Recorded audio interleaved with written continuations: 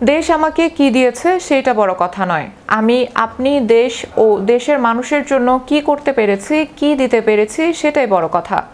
এই প্রতিপাদ্যকে সামনে রেখে বৃহস্পতিবার 13ই আগস্ট 2026 সকালে সরেজমিনে গিয়ে দেখা যায় সিরাজগঞ্জ পৌরসভার রহমতগঞ্জ ভাঙাবাড়ি মহল্লাবাসীর যাতায়াতের একমাত্র রাস্তাটি বৃষ্টির পানিতে ধসে গিয়ে দীর্ঘদিন গভীর গর্তের সৃষ্টি হয়েছে।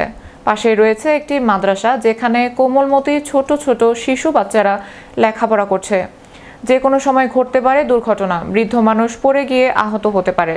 রাতের আধারে এই রাস্তায় চলাফেরা করা খুবই বিপজ্জনক।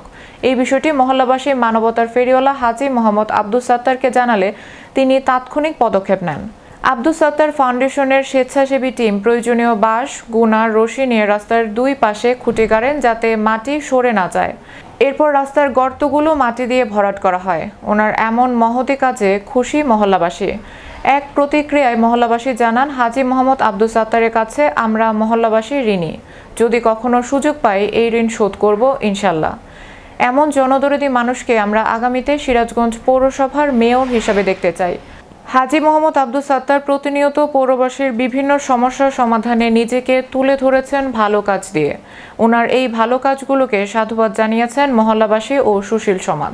হাজী মোহাম্মদ আব্দুস সাত্তার জানতে পেরে যে উদ্যোগ নিয়েছেন, এই বিষয়ে আপনি মহল্লাবাসী, আপনার কি প্রতিক্রিয়া মনে হচ্ছে? উনি একজন সমাজসেবক, সমাজসেবক হিসেবে ওনার দায়িত্ব।